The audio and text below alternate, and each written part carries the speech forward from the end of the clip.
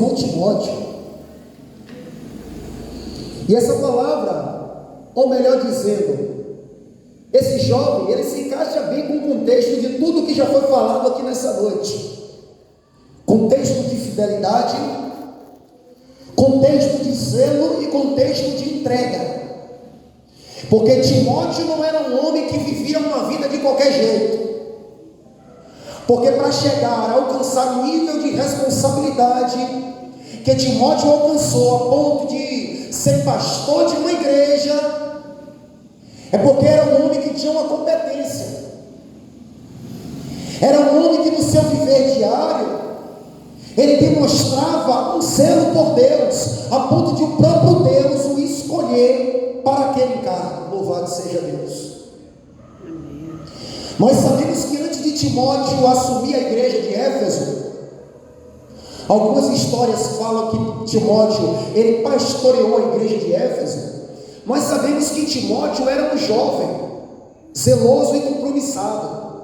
Antes de Timóteo assumir a responsabilidade de pastorear a igreja, Timóteo era companheiro de Paulo de viagens. Aonde Paulo ia, Paulo levava Timóteo.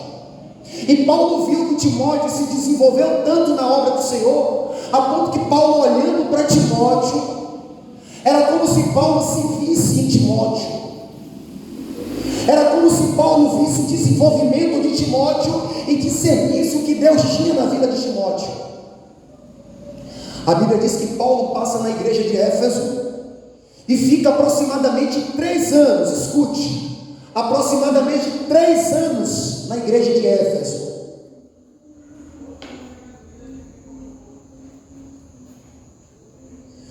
E quando Paulo está próximo de sair da igreja de Éfeso, ao qual Timóteo pastoreou, quando Paulo escreveu a Timóteo essa palavra que nós lemos, Timóteo estava pastoreando essa igreja.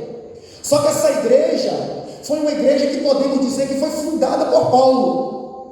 Quando Paulo estava nessa igreja, Paulo encontrou algumas dificuldades na cidade de Éfeso. Só que antes de Paulo sair de lá, Paulo chamou alguns irmãos da igreja de Éfeso e disse: olha, eu sei que depois da minha partida, dentre vós, ou seja, Paulo estava dizendo dentre a irmandade, dentre vós, dentre, não é entre, porque entre é sinal de que pessoas de fora vai surgir para dentro, e dentre é que vai sair de dentro. Paulo disse: eu sei que dentre vós surgirão falsos, surgirão lobos vorazes, e isso está lá em Atos capítulo 20. Surgirão lobos que não pouparão o rebanho. E Paulo está querendo dizer a respeito da doutrina. Paulo estava dizendo: vai surgir homens dentre vós que vai distorcer toda a base de doutrina que vocês já foram alimentados, que já soaram no coração de vocês. Mas Paulo disse: eu protesto diante de Deus que eu estou limpo do sangue de todos. Sabe por quê? Paulo sabia que o papel dele ele tinha feito. Paulo sabia que ele não precisava ficar em Éfeso toda a vida, porque existia um campo, e Jesus disse: o campo é o mundo. Existia um campo ao qual ele precisaria semear. O que foi que Paulo fez? Paulo chegou em Éfeso, preparou um povo para não ser enganado, um povo para conhecer bem a voz do seu mestre, um povo de doutrina, um povo experimentado no assunto concernente à piedade. E Paulo disse: se vocês forem enganados, é porque vocês querem. Se vocês se deixarem levar por esse evangelho moderno de prosperidade, que não tem nada de Deus, é porque vocês querem. Porque vocês estão sendo doutrinados. Então, se desperte, porque dentre vós vai surgir pessoas que estão na congregação, mas que o evangelho não estão dentro deles. Era como se Paulo estivesse dizendo: pessoas que estão dentre vós, mas que não nasceu de novo. E pessoas que não nasceu de novo é um grande problema para a congregação. Pessoas que não dizem isso aqui, pode ser pastor, pode ser bispo, pode ser apóstolo, pode ser semideus. Se não nasceu de novo, é motivo de problema. Porque o homem que não nasceu de novo, ele não tem nada para oferecer. A única ajuda que o homem pode dar vem do Espírito.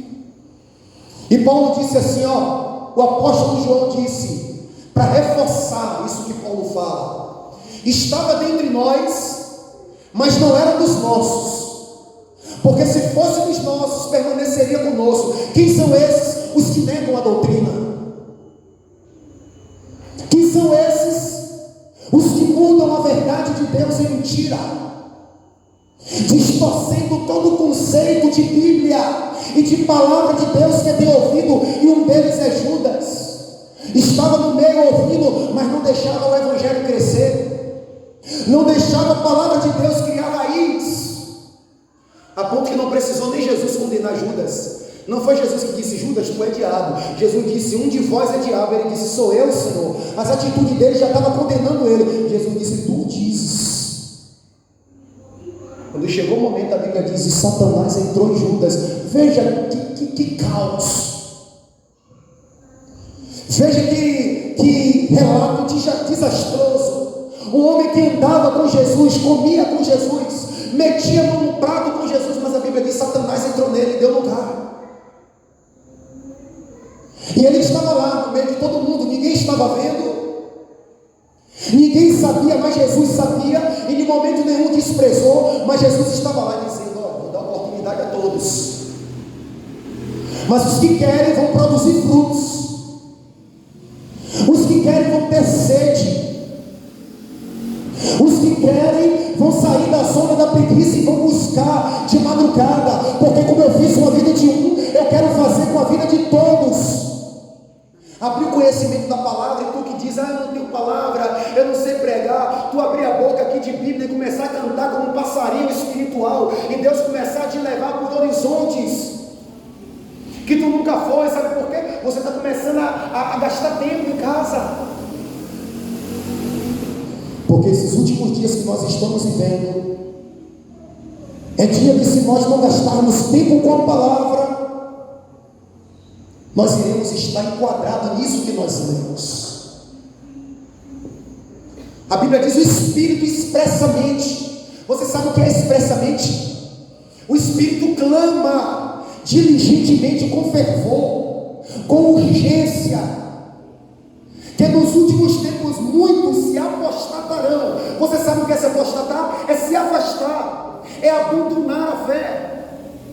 E só abandona quem um dia já esteve dentro. E isso é uma palavra de alerta, para que isso não se cumpra na nossa vida. Porque quando Paulo escreveu a Timóteo, ele escreveu sobre os últimos dias, e ele disse: o Espírito afirma que é nos últimos. E qual é o tempo que nós estamos vivendo? Os últimos. E toda a profecia da Bíblia, todas, a tendência é, à medida que o tempo passa, ela ir se cumprindo de forma mais evidente, ela ir se cumprindo mais na íntegra, porque o que a Bíblia diz, o Espírito afirma que muitos se afastarão da fé nos últimos dias. Cada dia que o tempo passa, vai se tornando o último. Se vai se tornando o último, a tendência é mais pessoas ir abandonando a fé. A tendência é mais pessoas ir se esfriando espiritualmente. E o diabo sabe disso. As ferramentas que ele está usando agora não é impedindo as pessoas de irem na igreja. Perceba como está as igrejas lotadas. Ele está permitindo que elas vá, mas está deixando elas frias espiritualmente. Espírito Santo grita para nós nessa noite. Esse não é um versículo que deve se cumprir na igreja. O Espírito afirma que nos últimos dias muitos, e não são poucos, eu olho e temo, digo: meu Deus, eu não posso ser um desses muitos. Por isso eu tenho que lutar com as armas espirituais, ofensivas e defensivas, capacete da salvação, parar de brincar com Deus e vir para debaixo da cobertura do Altíssimo, couraça da justiça, escudo da fé para dentro. O tempo que eu tenho, eu estou buscando, eu estou me revestindo, para que esse esfriamento não me alcance e eu seja mais um que negue a doutrina do Evangelho. Porque a Bíblia diz: se eu negar, ele também me negará. E naquele dia muitos vão estar vestidos de crente, com um paletó dizendo: Jesus, mas eu não expulsei. Jesus vai dizer: olha, o que expulsou pelo meu espírito eu não esqueço de nenhum. Você expulsou por expulsar. Você estava frio. Você não queria ir mais nada. Você não tinha mais convicção da doutrina. Você estava indo para a igreja o tempo todo, mas dentro de você, você resistia a tudo que era falado. A Bíblia diz que eles vão dizer: não expulsei eu o demônio em teu nome. Jesus vai dizer assim: nunca vos conheci. Não é que Jesus vai dizer: eu conhecia vocês, depois eu me esqueci e parei de conhecer. Jesus vai dizer: nunca vos conheci. Esses são os falsos profetas que têm negado a doutrina, e nós precisamos vigiar para que nós não venhamos estar seguindo esses falsos profetas. E sem vão todo o nosso cuidado que Jesus investiu em nós. A Bíblia diz: e olharás e verás o fruto do seu trabalho. Você não está aqui porque você quer. Eu não estou aqui porque eu quero. Eu estou aqui como fruto do que Jesus fez na cruz, o trabalho de Jesus, e que não pode ser em vão. Você foi uma obra que Jesus investiu. Jesus acreditou e apostou. Nós não podemos viver de brincadeira com Deus. Precisamos nos esforçar a cada dia para conhecer e prosseguir em conhecer, porque como a alva sua vinda é certa, e Ele descerá sobre nós como chuva. Chuva será o que rega a terra. Mas nós não estamos nos preparando. Muitos estão despreparados.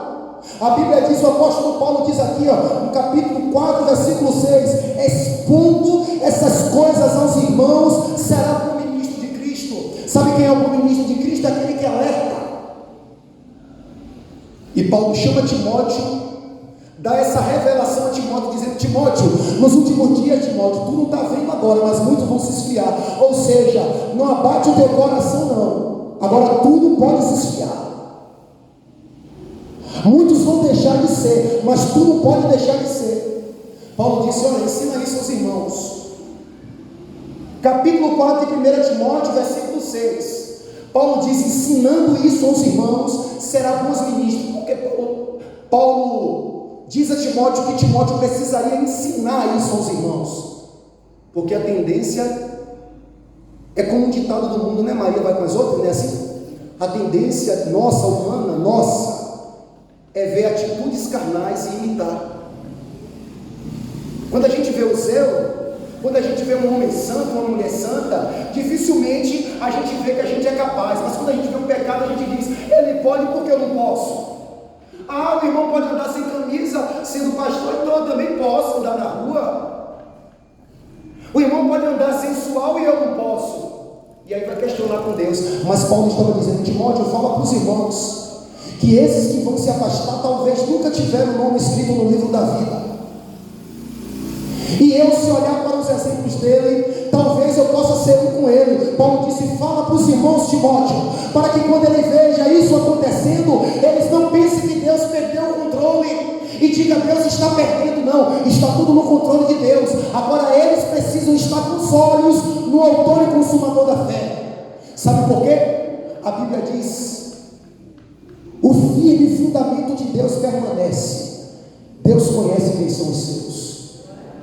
Se você é de Deus, nos últimos dias, você vai estar lutando mais do que agora. Cada dia que passa, vai ter que esboçar um esforço mais. Sabe por quê? Você sabe que você é de Deus, e você sabe a luta que os que são de Deus, nos últimos dias vão enfrentar. Irmãos, eu quero despertar vocês para o sentido desse versículo. Nos últimos dias muitos se afastarão da verdade. Se eles se afastam da verdade, é porque foi um dia alguém que talvez expulsou o demônio. Talvez foi um dia alguém que, quando via algo errado, criticava. Está repreendido, Deus é mais. Fazia até o sinal da cruz, se duvidar. Talvez foi um legalista, alguém que era rígido, via pecado em tudo, condenava todo mundo. Paulo disse: olha, se afastou. Isso é uma palavra de exortação e cuidado, para que a gente não deixe essa frieza espiritual nos alcançar, porque não existe homem forte. Homem forte é aquele que está com a força de Deus na sua vida. Se você já buscou, a Bíblia diz: se o justo se afastar da sua justiça e morrer em pecado, eu não lembrarei da sua justiça. você já buscou a Deus, bênção. Você adquiriu algo, mas não deixe de buscar por causa do passado. E Paulo tinha essa visão, e ele queria cada dia mais receber a revelação de Deus. E Paulo disse: irmãos, eu faço vocês saberem que o evangelho que eu anuncio não vem pela particularidade do homem, vem por revelação. E Deus estava lá fortalecendo Paulo, nutrindo Paulo, a ponto que quando Paulo escreve a sua carta a Timóteo, Paulo estava preso, mas um homem que tinha convicção da doutrina, não precisava ninguém estar passando a mão na cabeça dele. Tu está preso, Paulinho, Jesus vai te tirar daí. Paulo disse: não precisa ninguém chorar por mim, eu sei que eu fui chamado para isso.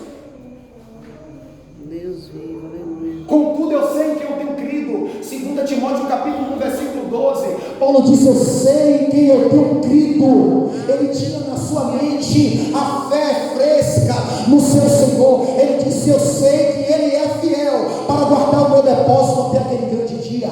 Paulo disse: eu estou algemado, mas a palavra de Deus não está. E Paulo não enxergava o que ele estava passando como dificuldade para que ele não conseguisse ser fiel. E você vê lá um homem preso, precisando de visita e dizendo: Timóteo, lembra de visitar os necessitados. Um homem precisando de ajuda, dizendo: Timóteo, lembra de visitar a viúva. Veja os sentimentos espirituais que pesavam dentro de Paulo. Nós estamos passando por um problema, acabou o mundo, só existe aquele nosso problema. Tu fala isso porque tu não sabe o que eu estou passando. Só Deus sabe o que eu passo com aquele homem. Só você tem um homem ruim, só você tem uma mulher ruim, só você tem um emprego ruim, só você é tudo, só eu sou tudo. E acaba esquecendo que existe um Deus que é todo poderoso. Aleluia, Deus. Um Deus que nos ajuda em todos os momentos. Paulo disse: que problema nada. Eu sei que todos que foram chamados em Cristo foram chamados não só para crer, mas para morrer por Ele. Aleluia. Eu estou aqui, mas se é pelo Evangelho eu sou entregue, mas não abandono a doutrina. E pegava Paulo e dizia: não pode pregar aqui. Paulo disse: veja se é mais lícito agradar a Deus ou a vocês. Pedro dizia: veja se é melhor agradar a Deus ou aos homens. Homens que tinham zelo em cada detalhe. Homens que não precisavam ninguém estar levantando ele e dizendo: te chamei para isso, Estevão. Estevão foi chamado para servir a mesa, mas aonde estava Estevão? Morrendo como o primeiro pregador da igreja, morto pelo Evangelho. Não era para ele morrer, não era para ele perder a vida, porque ele foi chamado para servir a mesa. Mas Estevão disse: eu sou pau para toda obra, eu fui chamado para ser santo, escolhido, e se Deus me escolheu para morrer, eu dou a minha vida. Porque eu sei que na minha morte Deus é glorificado. Porque a Bíblia diz que não sofra nenhum de vós por se intrometer em vida dos outros. Não sofra por falar mal do irmão, mas se for da vontade de Deus, que sofra pela palavra, estará brasas vivas sobre a tua cabeça. Você terá a sua ressurreição garantida quando Jesus voltar. Sabe por quê? Você não morreu por causa de pecado, não foi por causa de cobrança de dívida. Você morreu pela justiça. E como Jesus morreu pela justiça e ressuscitou no terceiro dia, a promessa de Deus é de trazer na companhia, quando Jesus voltar, todos os que dormem. Aleluia. E a Bíblia diz que os que morreram em Cristo vão ressuscitar primeiro, mas falar disso não traz esperança. Os que morreram em Cristo vão ressuscitar primeiro, e nós teremos um privilégio. A Bíblia diz que Jesus colocará a igreja à sua direita, e a igreja não precisará tirar selfie. E naquele dia ele dizia: Deus, aqui a minha selfie, no dia que eu estava dando a cesta básica à irmã Arruda, eu tirei até uma selfie. Aqui, não vai precisar disso aqui não vai precisar não. Sabe por quê? A Bíblia diz que ele mesmo vai dizer: venha bendito do meu Pai. Aleluia. Possuir por herança o reino que te foi preparado. Deus preparou um reino pensando em nós. Ele vai dizer que te foi preparado antes da fundação do mundo. Porque tive fome e me deste de comer. E eles vão dizer: quando tive fome e me deste de comer. Gente, quando tive fome e me deste de comer, são pessoas que não fizeram e procuraram status. Porque quem procura status lembra do que fez. Quem procura fama faz, mas daqui a 10 anos está jogando na cara. Lembra que há 10 anos atrás foi eu que matei a tua fome? Agora tu me retribui assim? Pessoas que não têm retribuição, fez para ser visto. Mas essas pessoas que Jesus disse que hão de herdar a salvação são pessoas que fazem para agradar a Deus. São pessoas que fazem entendendo que o outro é um necessitado assim como ele, e eles não vão nem lembrar do que fez, e eles vão perguntar: Jesus, quando que eu fiz por ti? Quando que eu estava, que tu estava nu e eu te vesti? Jesus vai dizer: quando você fez pelo meu pequenino. Quando o meu pequenino que não podia retribuir a você, você não olhou e disse: pô, ele tem um carro, então vou fazer por ele agora, para quando eu precisar do carro ele me servir. Você não olhou isso. Você procurou aqueles que tinham menos condições de te retribuir e disse: aquele ali é mendigo, eu vou fazer por ele. Aquela dali está desempregada, não tem como me retribuir, eu vou fazer por ela. Aquele dali não tem expectativa nenhuma de me pagar a medida do que eu fiz, é por ele. Aí você vai ajuntando o galardão, quando Jesus vier, ele te dará a recompensa. Sabe por quê? Você agiu segundo o amor e o amor permanece. Eu não estou dizendo aqui para você fazer papel de besta, não. Porque a gente está vivendo hoje tempos de engano. Temos que ajudar no discernimento. A gente está vivendo hoje tempos estranhos, onde as pessoas já veem: pô, irmão Fabiano, ela tem disponibilidade. Aí toda hora para luxo vai lá: irmã Fabiana. Para luxo, irmã Fabiana. Irmã Divaldo, toda hora para coisa desnecessária. E não é sobre isso que eu estou falando sobre você ajudar quem precisa, discernir, deixar o Espírito Santo te conduzir. Louvado seja Deus, porque o Espírito Santo não erra, não se engana. Mas tem pessoas que ficam: não, é porque assim, né? Quer para tal coisa, aí se bloqueia, nunca ajuda ninguém, só vive em função dela. Tem um carro, não dá uma carona a ninguém. Tem uma moto, não dá uma carona a ninguém. Essa pessoa está afastada da doutrina. Eu não posso dizer que uma pessoa dessa está na doutrina, está afastada da doutrina. Porque a Bíblia diz em 1 João capítulo 2, versículo 6: aquele que diz que está em Jesus deve andar como ele andou. E como foi que Jesus andou? Ele não veio para ser servido, mas para servir. Ele não veio para obter, mas para dar.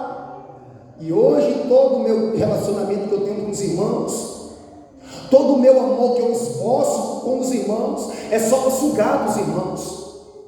É só visando o que os irmãos podem me dar. Eu não chego com R$2 de pão: irmão Armando, eu vim aqui tomar um café com o senhor, aqui R$2 de pão aqui, ó. Eu não chego com uma verdura: ah, irmão, eu vi um rapaz vendendo ali, irmão, eu vi que estava barato, eu comprei R$2, eu falei: pô, vou comprar R$2 para você também, toma aqui R$2, não perde um centavo para ninguém. Isso é atitude do Evangelho? Uma pessoa dessa materialista, uma pessoa dessa que só pensa na casa dessa, está afastada da doutrina. Porque se a doutrina é: não vos impeça de fazer o bem, estando na tua mão o poder de fazer. Se Tiago fala: aquele que sabe que deve fazer o bem e não faz, isso está pecando. Como é que está no meu alcance o poder de fazer? Não de ser besta, mas de sondar a necessidade, ver que precisa e fazer e eu não faço. Aí eu estou sendo crente que acredita pela metade. Eu só acredito que o Senhor é meu pastor e nada vai me faltar. Mas eu não acredito que deu ao pobre e nada teve falta. Eu não acredito. Aí fica difícil de eu ser crente. Porque ser crente para quê? Pela metade? Não existe o Deus da metade. Existe o Deus o Todo-Poderoso dos céus e da terra e o Deus desse século. Se eu não estou seguindo o que o do céu e da terra me pede, eu estou seguindo o Deus desse século, que cegou o entendimento de muitos para que não resplandeça a glória do Evangelho. E aqui nós lemos de pessoas assim, pessoas que estavam totalmente afastadas de Cristo. E quem sabe essas pessoas ainda estavam dentro da igreja? Porque tende a abandonar a fé é uma coisa, e abandonar o templo é outra. E a Bíblia não fala que eles abandonaram o templo. A Bíblia fala que eles abandonaram a fé. E tem muitas pessoas dentro do templo que abandonaram a fé. E olha o que o versículo posterior fala, e eu já encerro. Pela hipocrisia dos que falam mentira e que tem cauterizada, bloqueada a própria consciência, que proíbe o casamento e faz abstinência, ou seja, manda você se separar de alimentos que Deus criou para ser recebido com ação de graça. Só uma pessoa que não conhece a doutrina vai se deixar ser levada por mentiras, por heresias de falsos profetas e outras mentiras bestas. Porque o que o apóstolo Paulo está dizendo é que no tempo de Timóteo havia pessoas que estavam proibindo o casamento. Havia pessoas que estavam proibindo os irmãos de comer alimento, dizendo: não, isso é proibido, isso não pode, e eles estavam seguindo, e a mente deles estava sendo afetada, cauterizada, bloqueada, a mente estava sem passagem para que a fé saudável, para que a fé salutar do Evangelho alcançasse guarida e crescesse. Se coloque de pé, irmãos, já estamos terminando já. Então nós precisamos cuidar, irmãos. Nós precisamos vigiar. A Bíblia diz: vigiar e orar. E para quê? Vigiar e orar para quê? Para não cair em tentação. Não é vigiar e orar para ser cheio de poder. Não é vigiar e orar para impor as mãos e alguém ser curado. Não, para não cair em tentação. Porque Deus sabe que se o homem cair em tentação, ele bloqueia a porta para todas as outras coisas. E quando a gente fala de tentação, a gente só pensa em adultério, né? Vai chegar para alguém e dizer assim: fulano caiu, a gente só lembra em adultério, não é assim? Mas não, às vezes é uma mentira, às vezes é um sentimento de disputa, às vezes é uma picuinha, que toda vez eu fico com o irmão Orlando, eu não vou com a cara de irmão Orlando. Irmão Orlando, isso, passou ontem ali, eu senti que ele entrou correndo para não me dar paz do Senhor. Às vezes é isso. E nós precisamos cuidar, sabe por quê? O diabo vai esfriando o homem aos poucos. Sansão não chegou a ser afastado de Deus da noite para o dia. Primeiro foi: não, se me intercer não sei o quê. Primeiro, se me amarrar. Depois, se fizer isso comigo. Até que chegou um tempo que ele descobriu o coração. Sabe por quê? Quem brinca com o pecado, uma hora se torna presa sua. É por isso que eu sei que eu não sou bom e eu tento vigiar com todas as minhas forças, porque eu acredito na minha salvação. Lute pela sua salvação, lute pela vida eterna que você tanto pregou para tantas pessoas, dizendo que Jesus está voltando, e de fato está. Prepara a tua casa, dá as mãos aos que querem, diz: olha, vamos entrar junto no reino.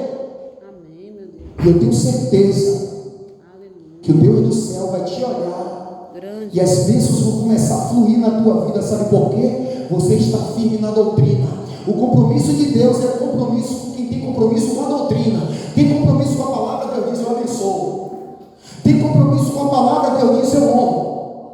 O compromisso com a palavra é a porta principal que o homem abre para os dons espirituais, que o homem abre para o batismo com o Espírito Santo, que o homem abre para o revestimento de fé. É o compromisso com a palavra. Que você está precisando, eu não sei o que é na vida espiritual, emocional, conjugal, espiritual, seja lá o que for. A porta da vitória é a obediência à palavra. Porque se Deus abençoar alguém que não está tendo zelo por obedecer a sua palavra, ele não está sendo Deus santo e zeloso. Não é porque Deus abençoou o ímpio. Vamos fazer um paralelo. O ímpio trabalha, corre atrás, e a Bíblia diz que o sol que nasce para o justo, nasce para o injusto. Porque Deus abençoou o cara que está roubando, o cara que está matando. Não é assim. É porque às vezes tem muitas pessoas que não servem a Deus e são mais dedicadas do que as que servem. Quer trabalho, elas vão estudar, vão para a faculdade, então Deus tem que abençoar. Agora, a porta da fidelidade está no que o provérbio diz: ainda que o homem faça o mal 100 vezes e nada lhe suceda, bem eu sei que acontece aos que temem a Deus. Aleluia. Amém, igreja? Vamos adiante essa palavra, vamos nos esforçar e para que esse esfriamento não nos alcance. Irmão Paulo, como é que eu faço para que eu não fique frio na fé? Se derrama diante de Deus no quarto. Diz a Deus quem você é. Oração não é só para pedir, não, é para confessar. Oração não é para dizer: Deus me dá isso, me dá aquilo. Oração é para dizer: Deus, eu não aguento mais, eu estou fraco, eu estou cobiçando muito a mulher dos outros, eu estou mentindo muito com os irmãos. Deus, eu sou invejoso, eu chego na casa de alguém, eu não aguento ver uma cadeira que eu quero, Eu chego na casa de alguém, eu não aguento ver uma televisão que eu quero, eu não aguento ver um quadro que eu quero igual. Deus, me ajuda a vencer a mentira. Isso é Deus que você é. E aí Deus vai ver no teu coração se quebrantar. Por que eu estou dizendo isso aos irmãos? Porque é assim que eu faço. E minha esposa está de prova nas minhas orações, é dizendo: Deus, tira de mim todo engano, não me deixa ser uma mentira, não me deixe ser um homem apenas de aparência, que as pessoas vê, quando chega na hora não tem conteúdo. Afasta de mim o desejo de pecar, afasta de mim a cobiça, esse desejo desordenado que o pecado quer me inclinar. Estou aqui querendo tirar onda de bonzão, não, ninguém é bom não, bom é Deus. Jesus disse: porque me chama de bom, bom só existe um. E nós estamos no processo, estamos na caminhada, e nós podemos dizer que bom, além de Deus, é aquele que se sujeita à sua palavra. Aleluia. Amém, igreja?